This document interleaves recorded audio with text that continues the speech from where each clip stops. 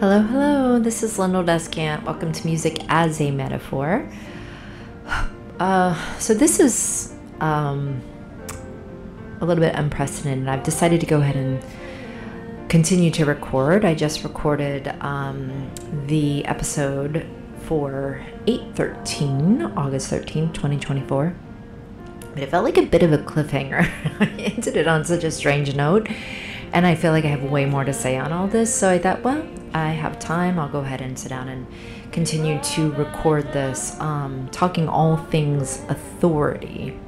Talking a lot about authority and owning your authority, because I think it's so important as a musician to recognize that you have a voice.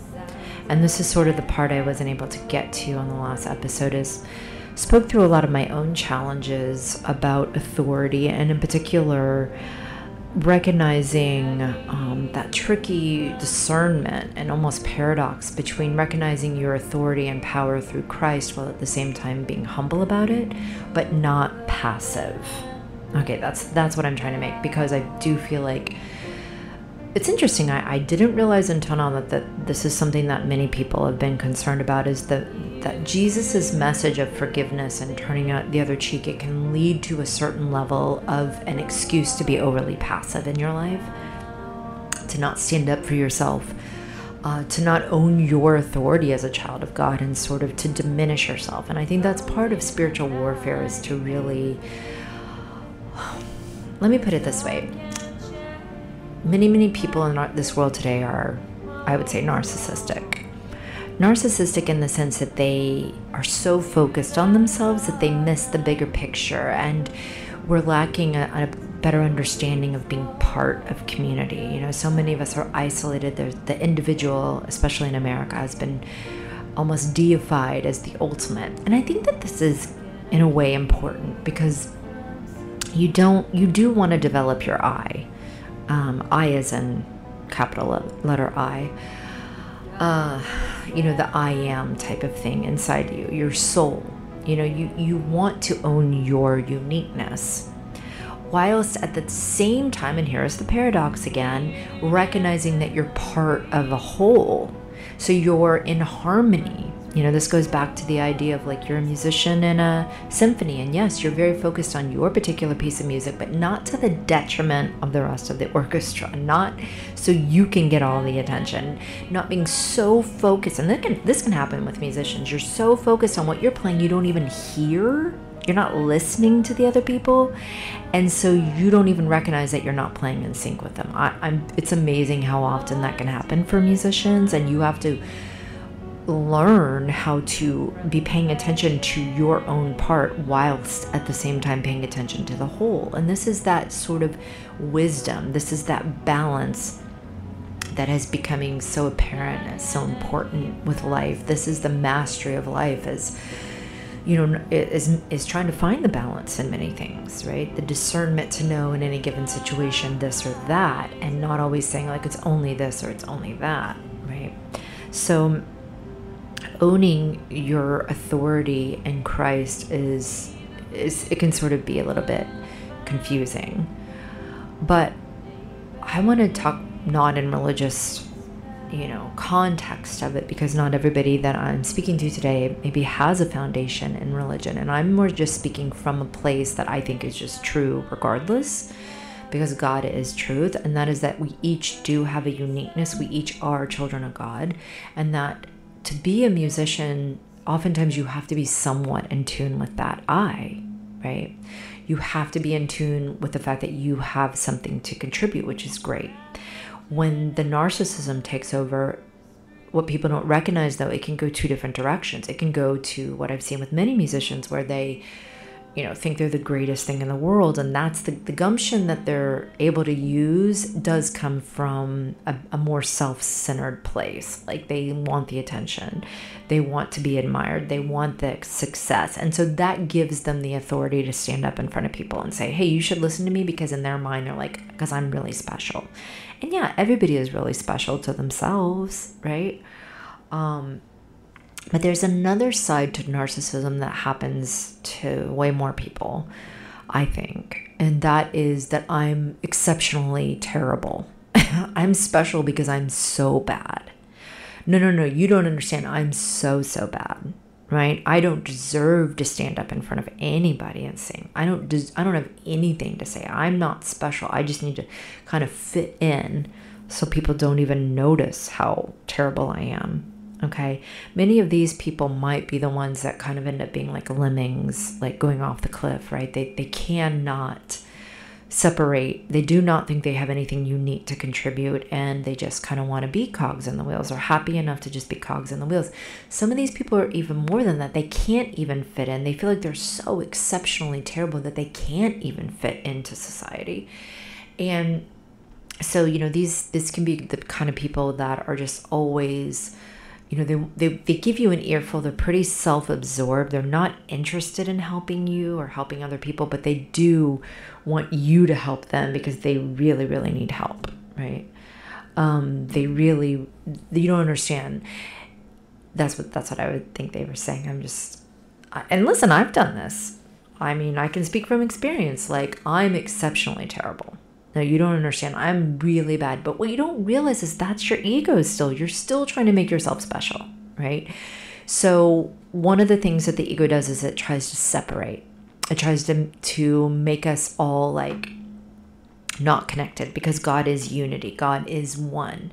We are all connected with each other, and we all want to be connected with each other. But, you know, the original sin was sort of separating from God and saying, I'm going to do it on my own, which is basically impossible, because if God created you, how are you ever really going to exist without him?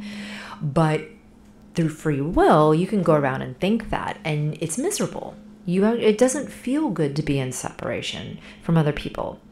And so that's what it's doing. You're still separating. You can separate yourself and think, I'm better than everybody, which, you know, is a lot of people, I would think, especially some of these leaders in the world, especially some of the musicians. They want to be worshipped like gods. They think they're just really honestly that special. And they might see everybody else as just breeders and feeders. I've heard that term. Like, we're just kind of like cattle, right? And they're special. They're thinking. All of us can fall prey to this, because that's the ego. The ego will just like beep, beep, beep, beep, beep in your mind to separate you from God's will. And then there's the other side of it, is like, I'm special because I'm so bad. I'm so terrible. I've been so unlucky. I've been so traumatized.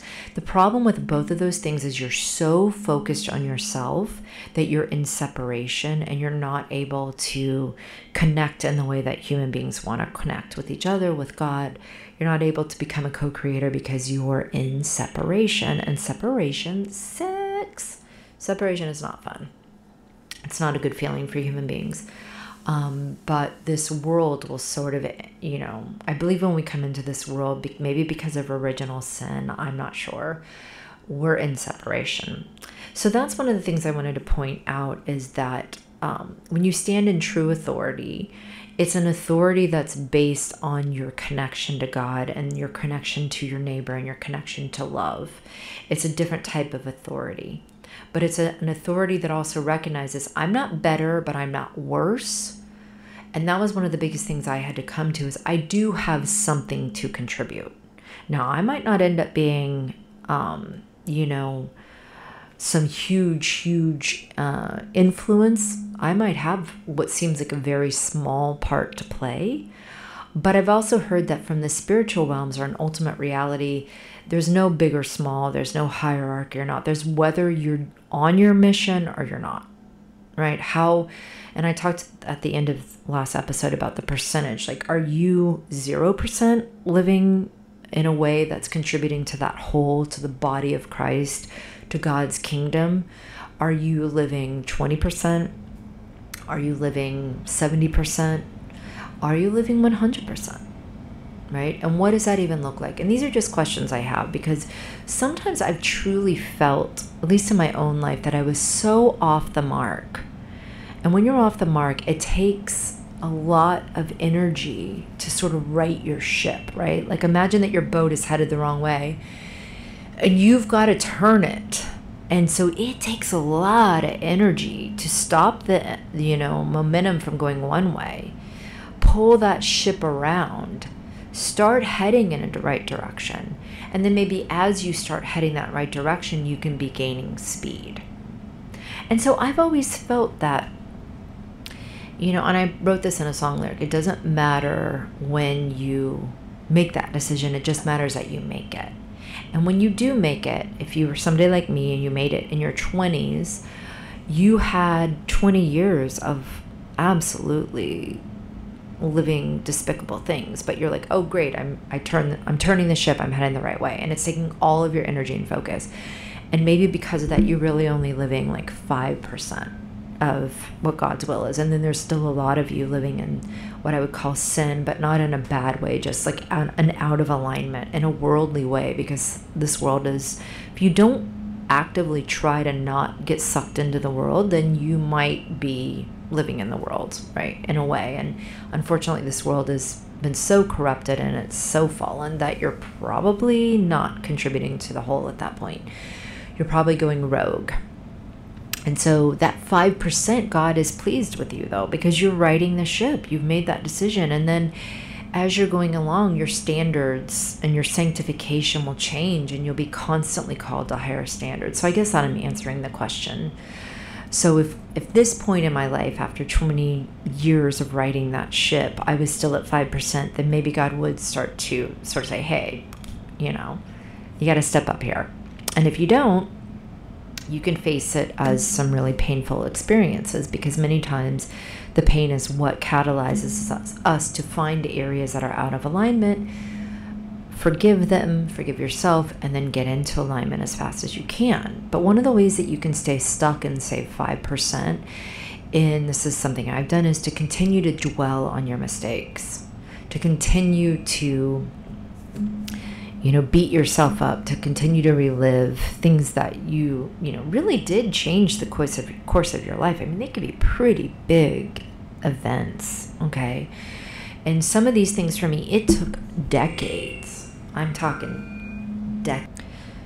I mean, it's possible to make mistakes that, change the whole trajectory of your life. And you can spend a lot of time in the past, going over these things. I released a video, Friday night video, a few weeks ago called X's and O's. And it was interesting because I actually played it way back in like 2014, 2015 with my trio, the Descant Trio. And I remember it was down at a basement bar. I just loved the song at the time. And, it's like it's talking about your exes haunting you. And really, I came across a recording and I wanted to release it energetically because it feels like in some ways I'm still being haunted by some of the poor decisions that I made. But I was a completely different person. It feels like a completely different life. And it wasn't just, it was a lot of things. Like lately, a lot of things feel like they're haunting me. A lot of things are coming to mind, like if you had done this, maybe you would be here, blah, blah, blah. And I think that's what happens when you continue in the sanctification process, is that you suddenly get like a whole new mindset. And then you recognize how your previous mindset was off and you didn't even know it. And then it's very tempting to go back and look at your whole life and be like, oh, wow, if I had known what I know now, then, but you don't. You never know, right? And in a way, maybe that's just the human condition, is being haunted by our past. So that was a fun video that I released, and I put it with images of New York City that I took last summer. Because if you're not in New York City, like, it really does look like a dump. It does. It's very, very sad to me. Like, New York always did feel like a dump. This isn't like an overnight just COVID thing, but it's accelerated it. And it's always been really sad the way the city didn't seem to be kept up. How it's New York City's never been like a very clean city. Whereas like, other cities that I've been in, they just in general they're just better kept. Like even Austin is a city that I spent a lot of time in, and there was such a sense of pride because there's an environmental movement there, and a lot of it was from Lady Bird Johnson talking about the beautification, and the idea there was like, we're the citizens need to keep this place clean. So, we would pick up cigarette butts. Like, we would do everything. Like, and I don't know if it's still that way, but it was like that way back in the early aughts. And New York City's not like that. It's just such a dump. And last summer in particular, it was horrible looking. I was in a certain section of New York that was just like gross. And I took a photo essay of it, and it encapsulated all the yucky feelings that I have, and I honestly have a lot of yucky feelings. That's one of the decisions I could regret, is even moving to New York way back when, because I think a lot of us, we have these ideas about New York and how exciting it is. And, when you grow up like elsewhere, it's like the propaganda is like that New York's where it's happening.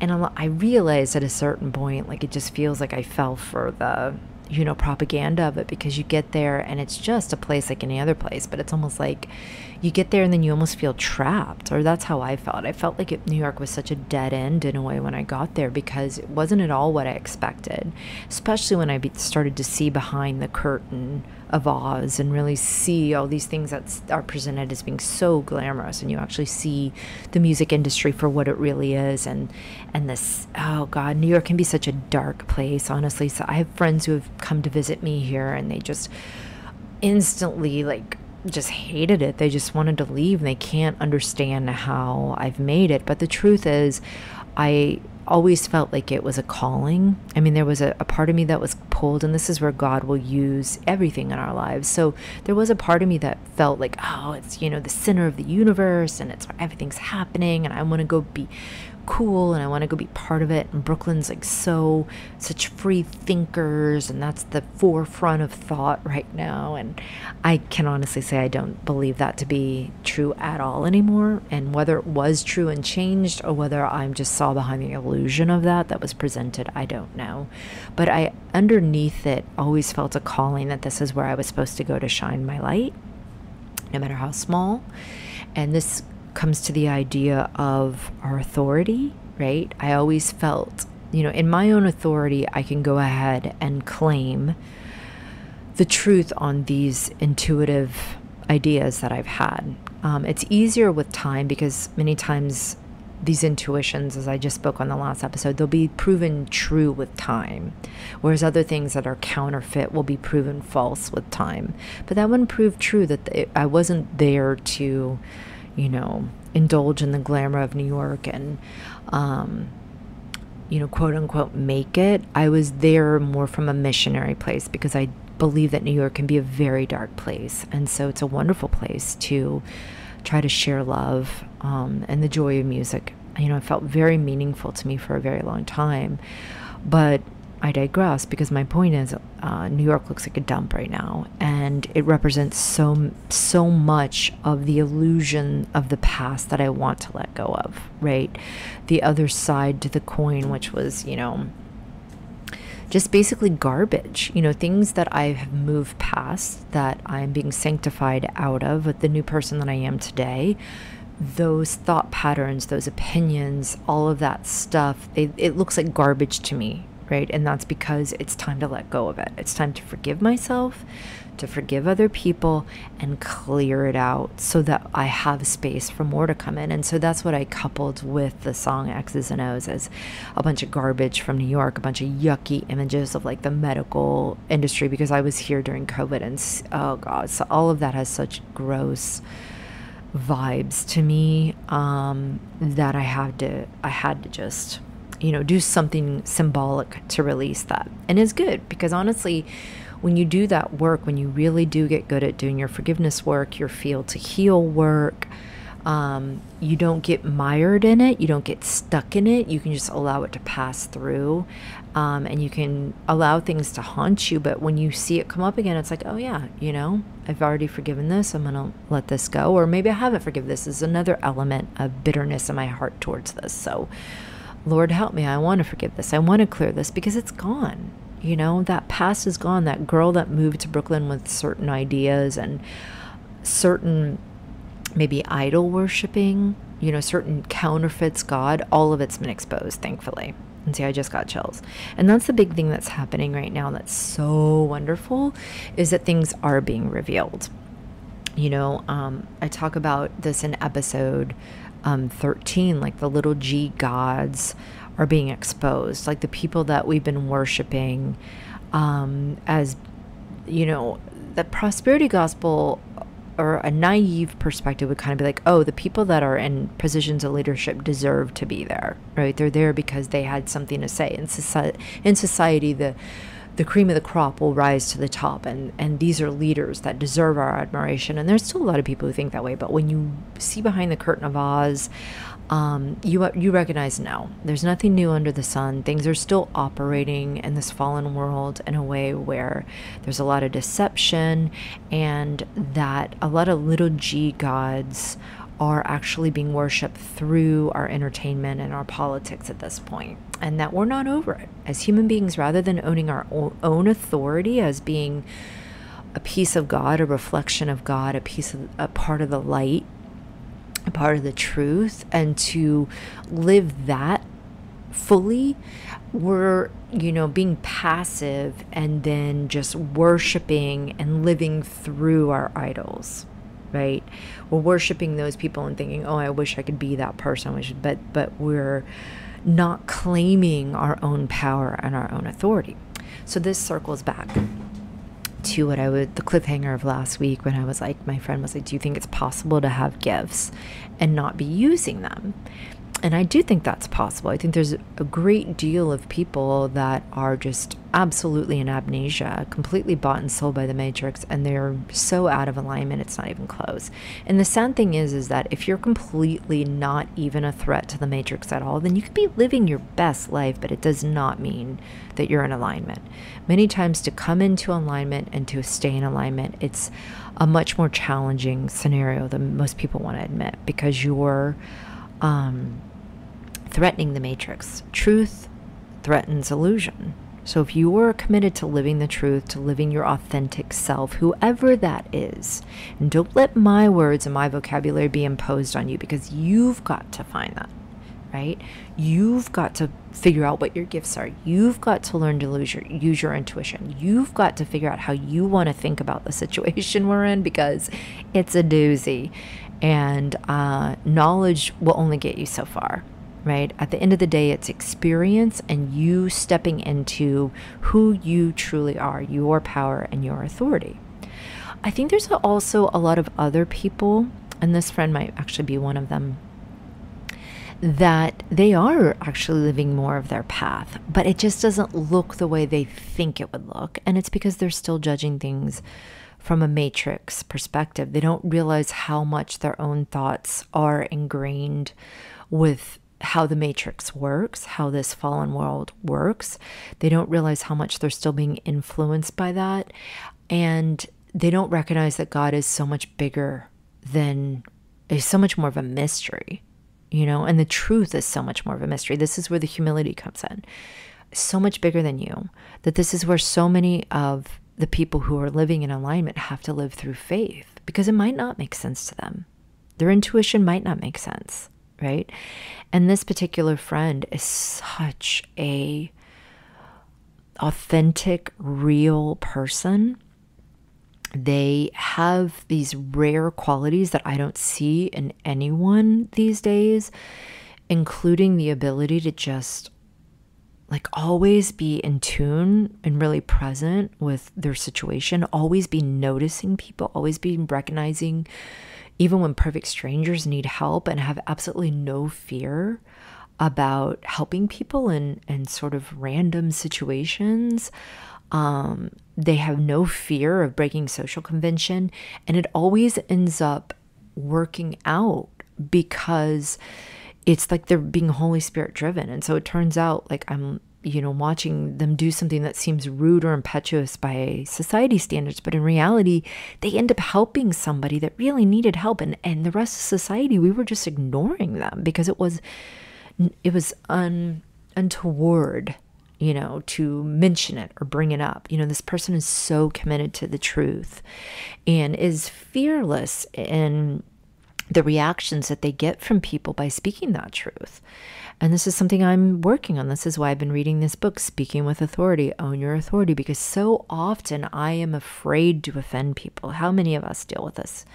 You know, how many of us struggle with our people pleasing and not wanting to offend people, and how that actually keeps us from being a truly loving source, to truly loving our neighbor, because we're trying to define it, but we don't realize we're defining love in a way that actually is selfish, because it keeps us safe. It keeps us in the good opinion of others, rather than being more self-sacrificial for how can I serve the greater good. And it's not about me. It's not about everybody liking me, right? This is, so embarrassing. So anyway, my friend has qualities and traits that this matrix doesn't acknowledge. It doesn't give you money for them. It doesn't acknowledge you. There's so much gaslighting that goes on when you start to really own your authority and own your voice in this world.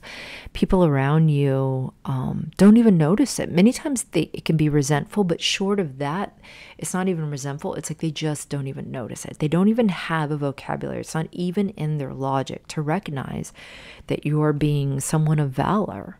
You know, and then it takes other people that are being authentic and on their path to even be able to support and acknowledge somebody like that. And so they're being gaslit into thinking maybe they're not on their path because they just get zero positive feedback from this matrix. But in reality, they are on their path. They're more on their path because God, when He's giving us His gifts that He wants us to use in the world, they're not necessarily going to always be like, oh, you have a gift of playing piano, and oh, you have a gift of this. And in particular, whatever your gift is, it doesn't mean that you're going to be able to make a career of it. You know, a lot of people have to figure out ways to live and make money in this world, and then have their, stay committed to their gifts, which, might be coaching a little league volunteer situation. It might be making true art that isn't, being well received, but it's authentic art, and it's art that heals the people that do see it, and it's healing them to do this art. And that inner work, this is the final thing, people who are really on the ball doing their inner work, they are more on their path, even if, let's say, they're working a corporate job and the things that they're doing in that corporation are not really great for humanity. And, they're ushering in AI and they're doing this and they're doing that. But every single day they're doing this internal work. This is the mystery of God. This is why it's not for us to look at each other and judge whether or not somebody is in alignment with God. That's one of the funny things that I heard recently is that, if you are a Christian and you're going around trying to figure out who's saved and who's not saved, then your ego is taken over. And this is exactly what I was talking about last episode, is how our ego can come in and be so deceptive and so sneaky. And we think we're being spiritual, or we think we're, on a mission from God. In reality, it's just our ego.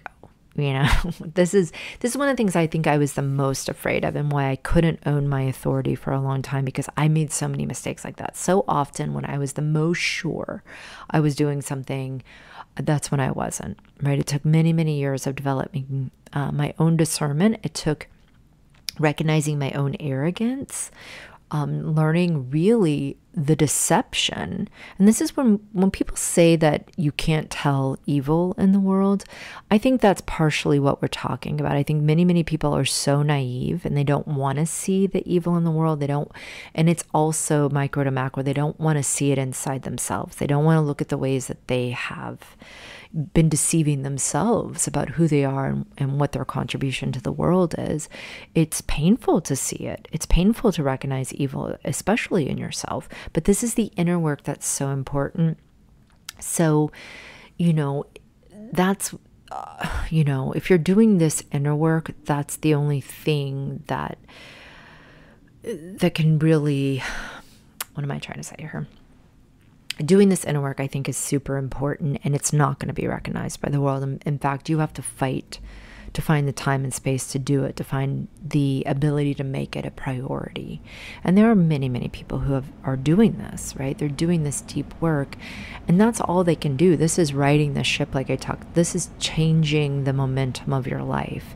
And then as that momentum is being changed, as you're being healed from the inside and out, as you're beginning to change your point of view on the world because your interior filters are being cleaned and you can see the world differently. Well, now you find different ways to exist in the world, and that might change over time. 2 decades ago, it might have looked like one thing for you, but as you've continued to do this inner work and the sanctification, now that looks like something different. And you weren't wrong. And this is where the haunting becomes just futile. Like, you're not wrong. You weren't wrong 2 decades ago. You're just very different now. And that's a good thing. You're headed the right direction. You just want to be headed the right direction. And in my opinion, when you're doing this, then you have angels, God's angels, that will show up to help you. They will show up to do everything they can for you. And that's why we cannot judge each other.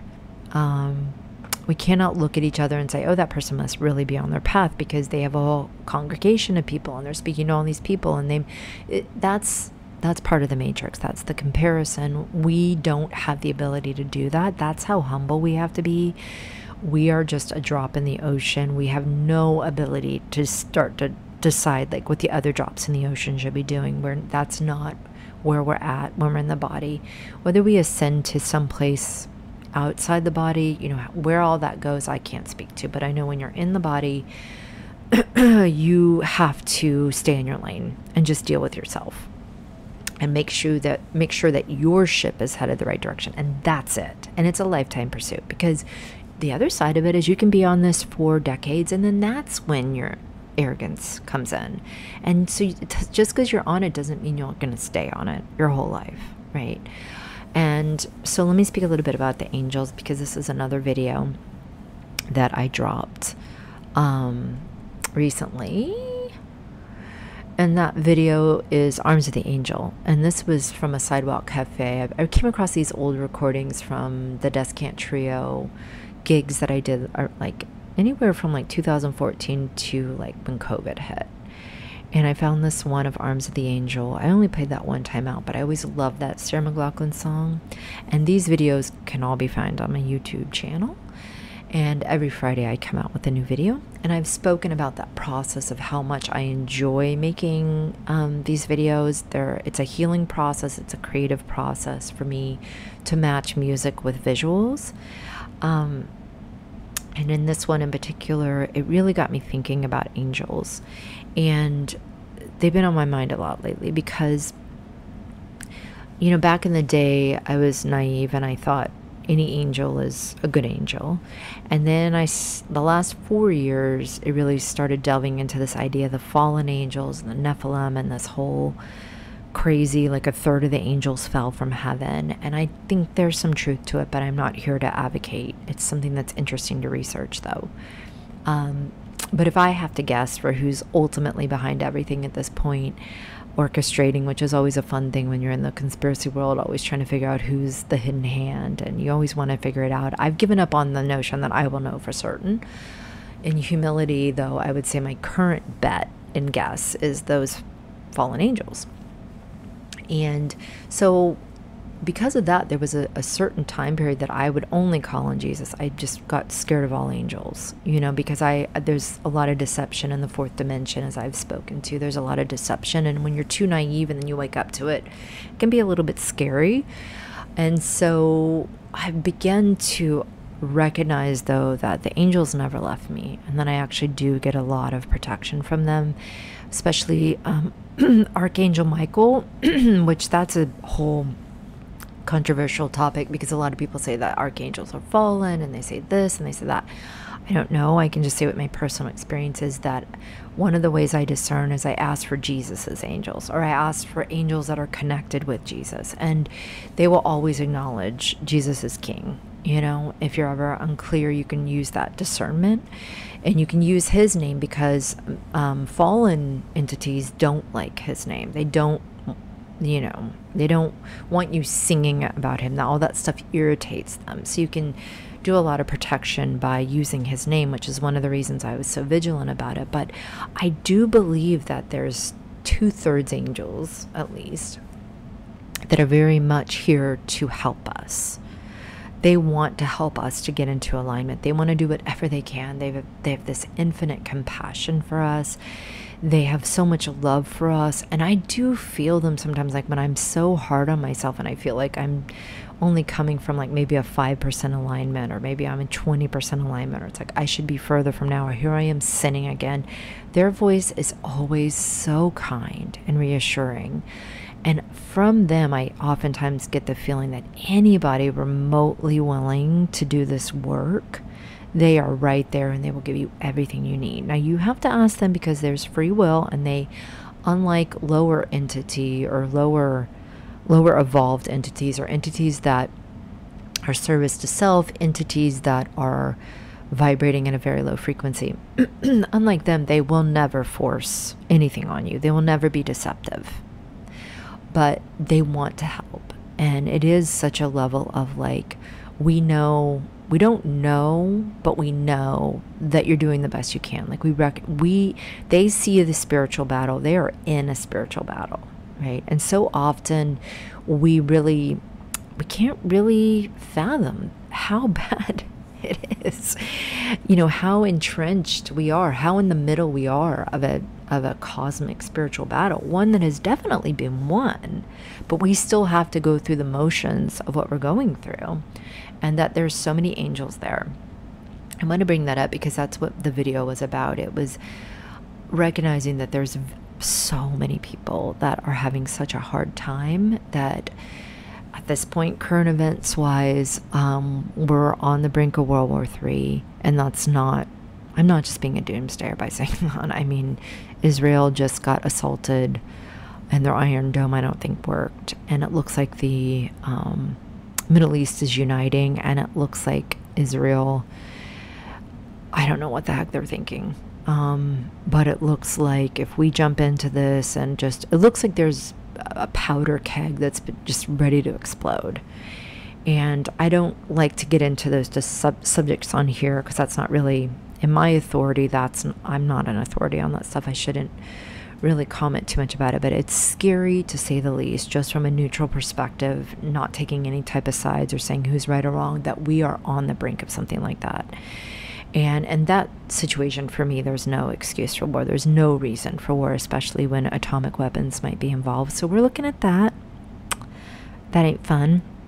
We're looking at a lot of people being sick, with a lot of weird things, things that are not really even being tracked at this point. And I've heard different explanations for that, different reasons for that, that one of the things I've heard is that COVID is still going around, there's still variants, and that this current variant is not bad when you actually get sick with it, but it lingers like COVID always seems to, and then it could wreak havoc on your autoimmune system, which then means it doesn't even look like it was connected to COVID. It might be 2 or 3 weeks later, suddenly you have this issue, and you don't realize that it's affected your autoimmune, and then that's what allowed this other thing to happen. And so it's like dominoes in your body that start falling. And so that ain't great, and even if it's not COVID, it's just a lot of people sick with things, not feeling good. There's a lot of economic upheaval. We're looking like we might be on the brink of a huge economic I mean, it almost doesn't make sense that it hasn't crashed by now, which it still hasn't as we're speaking, but, the current events are that the stock market really dipped last week, and it's probably been propped up with toothpicks. We've got this, I don't even want to talk about the politics, because if I'm being honest, and I'm going to stand on my authority and say this, I feel like politics is theater with ugly people. On stage, I said this recently, theater for ugly people, and I think they thought that politics is for theater for people who are ugly and they're watching it. I meant that the actual leaders of these actual politicians weren't good enough to be Hollywood actors, so they ended up in politics. Just a joke, but I do think it's all theater. I don't think I have any idea what's going on, and I don't care to watch a whole lot of the drama of it. But that's a whole thing going on. So all of these things are happening, and that's why I wanted to release that song about Arms of an Angel, because I know there's so many people suffering, and I know that they don't know to ask for the help. But it doesn't matter how off you've been. It does not matter how much sin you've been in. And this is something that's hard for people who have been on the journey for a long time. Sometimes we don't realize the bitterness in our own hearts, to think that, you know, other people who have not been in alignment, who have been doing a lot of evil things, don't deserve forgiveness. But that's just not true. If you are willing to come to God and say, hey, I'm on my knees, I want to repent. You know, I've said this before, it's so crazy, but that's why the preachers on the street are saying that, because that's step number one, is to just say, hey, I don't want to do this alone anymore. You know, I don't want to be arrogant and be my own God. And I recognize that I'm doing some really terrible things and I don't know what to do about it. At whatever your point of concession is, you ask for help. You go to God, you go to Jesus's angels, and you say, hey, I need help. You know, I want to be different. I want to be part of a loving world. You know, I don't want to be part of this world. I don't want to suffer anymore. I can't take this suffering anymore. I can't do this alone anymore. Whatever your point of concession is, you do it.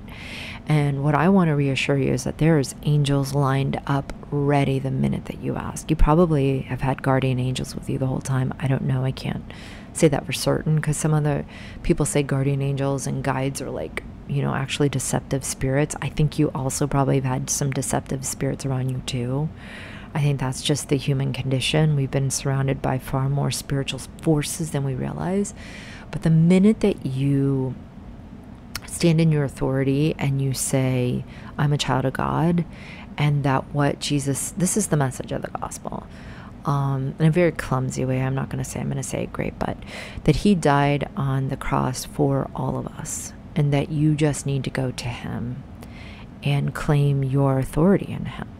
You know, you need to go to him and recognize what he's done for you. And most people don't.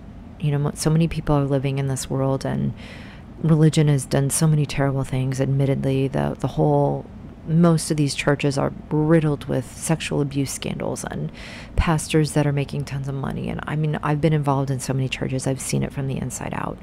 So I understand why they do that, but you can't throw out the baby with the bathwater. You got to recognize that there is help for you, and that if, you know, you got to get down on your knees and you got to admit that you need the help.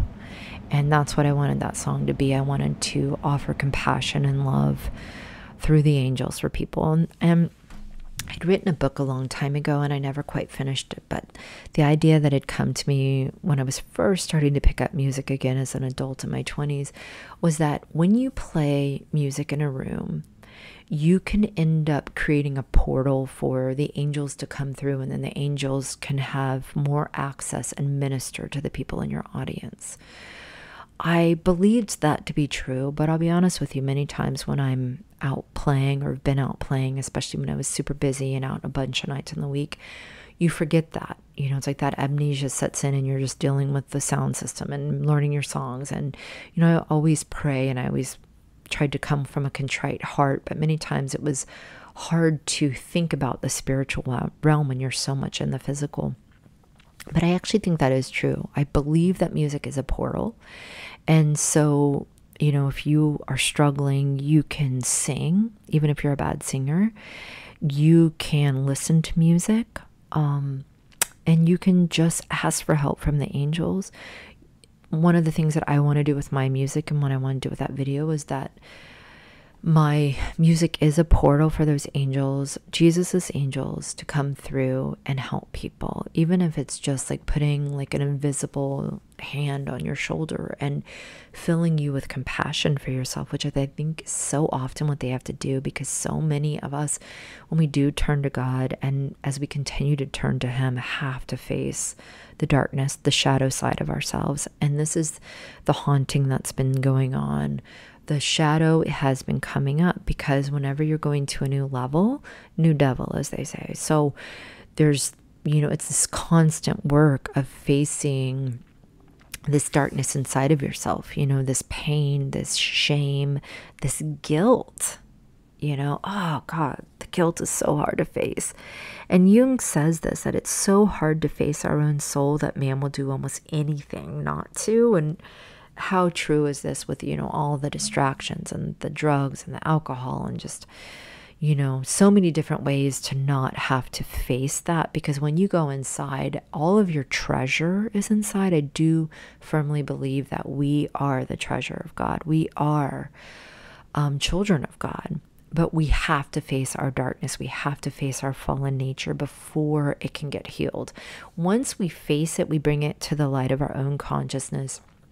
In particular, when we partner with Christ and the Holy Spirit, then this stuff will get moved through us. Okay, it's not of our own accord. It's of the mystery of God. I don't understand how it works, but I know it works, and I know love is that powerful.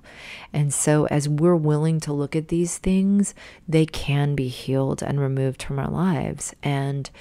But that process of sanctification, so far for me, it's a lifelong journey.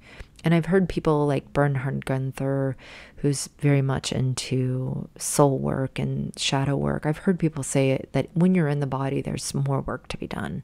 That, you know, when you're finally out of the body, you can ascend past a lot of this shadow. But when you're in the body, whether it's yours or it's collective or it's family, you're always doing this work of clearing things. And it can be very daunting because you think you cleared it out, and then but then you go to another level. You start vibrating at another level. And then suddenly everything that doesn't match that newer vibration that you've been able to ascend to, it's going to come to the surface, and it's going to be uglier than ever. Oh God, it's like intolerant, you know? And then it's amazing how you realize, like, hey, I was living with that in the corner of my mind over here, and I just didn't notice it. It was like wallpaper. And now it's so obvious, and it's so gross, and I can't believe I was doing that. I can't believe I was thinking that way.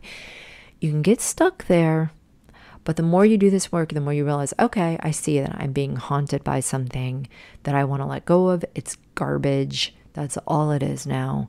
I'm going to pray about it. I'm going to do this forgiveness work of forgiving myself and forgiving other people involved. And then guess what? I'm going to be free. And then you leave the justice to God, because there's a great deal of people today that don't believe that God is a God of justice. They believe he's only a God of love. And this is sort of a new age idea. And I think God is love. I think love is the power of the universe. You can't understate that. But once again, there's another side to it, and there's also justice. There's also truth. And God is a God of truth and justice as well, and all of that partners together. So you don't have to go around judging your brothers and sisters. You don't have to go around deciding everything. You don't have to know everything. You just want to stay in your lane and do your part. Continue to sanctify yourself and continue to own and acknowledge your own authority, to take the gifts that God has given you and to know it's enough. Okay, don't let that perfectionism come in, and don't let that ego sneak in and start making, you know, your spiritual journey about your ego and making yourself special. No, you are enough just as you are, because you are a puzzle piece in the kingdom of God, and you are needed. And when you walk into that alignment of that and just do what you're meant to be doing, and reminding yourself in your own authority that that is enough, then the level of contentment and peace and joy you feel, even in the midst of absolute turmoil and trauma and devastation, that's the fruits of the Spirit. That's a testament that you're on your right way. And in some ways, that's the only thing that can attest to that, because there's just so much deception. There's so many yardsticks we try to use, and you know, time reveals. Because if you're not able to enjoy the fruits of the Spirit, and here's another one: patience, love, compassion.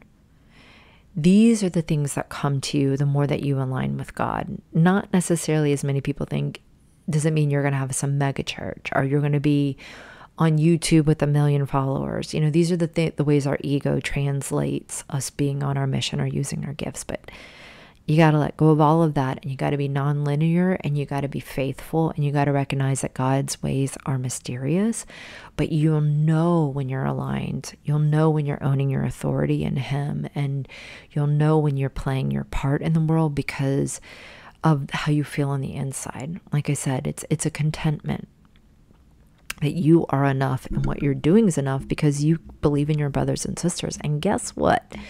Your brothers and sisters become so important on this walk.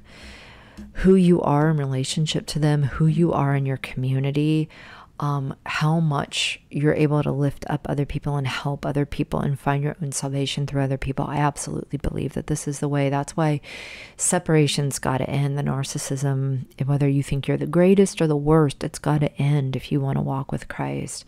You've got to be able to, face any part of you that's in the shadow and holding you back. And these blocks are coming up right now, folks. Okay, these blocks are coming up. And you can run from them. You can go into a terrible place of despair, just like, how terrible am I? I thought I've done this work and here's this stuff again. Or you can recognize, like, hey, this stuff's coming up and it's obvious and it's ugly like the garbage of New York, because I can see it now. Hallelujah. And I can clear it. Maybe it's not going to clear immediately, but I'll do the work. And one of the things you can do is make a video about it, or create a song, or paint a painting, or crochet something. I don't know. Be creative. Use your creative life force. Own your creative life force. That is your authority. And use that to clear your space, to clear your mind, to clear your heart, and to become a vessel for love so that you can participate with your community, with your family, in the kingdom of God, the coming kingdom of God, So I think I've come to the end of my thoughts that I need to express today on owning your authority. There might be more on this to come, but I think what I want to do now is share a song that it's one of my own little productions that I made, and it's called Redemption Man. I love that word redemption. It's really something that I've only come to in the last 4 years, and part of it was because of that song that you'll see on my YouTube as well. What is it called? It's a Bob Marley song, but see, my song's in my head now and I can't quite think of the melody. It's oh, pirates, yes, stayed on my head till I found a merchant ship.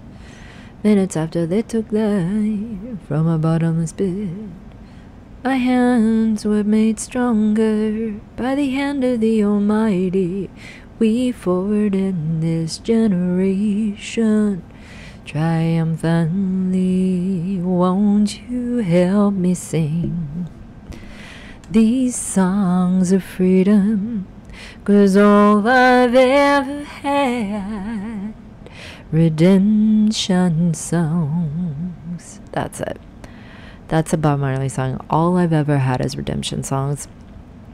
I believe that's the case. I think all of us are pretty fallen in this world, and so your only hope is redemption. Your only hope is to start from where you're at today, and through your faith, recognize that you are enough as who you are, that it is never too late to own your gifts, and it doesn't matter if you're doing 1% or 100% of your true potential for the kingdom, for your brothers and sisters. What matters is that you are using your will to do that, right? That's what makes a difference. That's what we need. We need warriors. We need prayer warriors. We need you to, accept where you are in this journey, and every single day, do a little more, do a little more, do a little more, right? Do everything you can, because what other pursuit is there? What other worthy pursuit is there than for you to figure out your uniqueness, how you can contribute to the upliftment of humanity, to the redemption of humanity. So that's what this song is about. It's called Redemption Man. And in reality, the idea is that you have to admit your mistakes first. You have to admit that you're in pain first. You got to get out of your fantasyland mental place that you might be hiding in. And on top of that, you have to feel to heal. Incredible.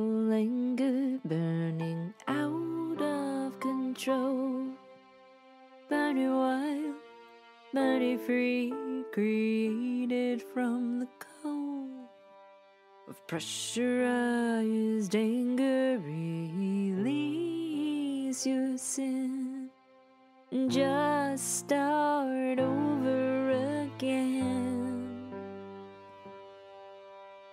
Redemption man, admit your pain and redeem the world. Redemption man, feel to heal and redeem the world.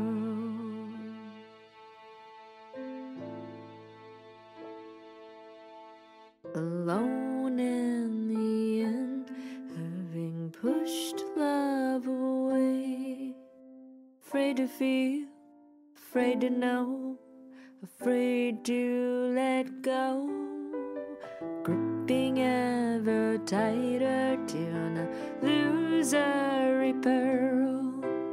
Your ego is big as the world. Redemption man, admit your pain and redeem the world. Redemption man, feel to heal and redeem the world.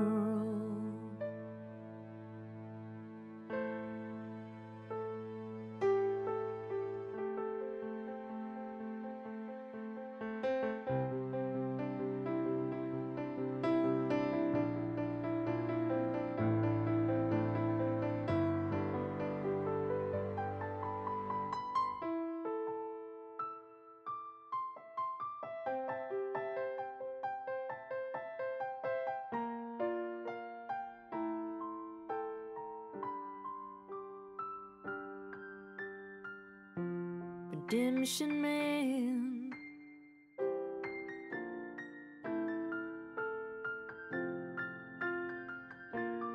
heal the world. Redemption man,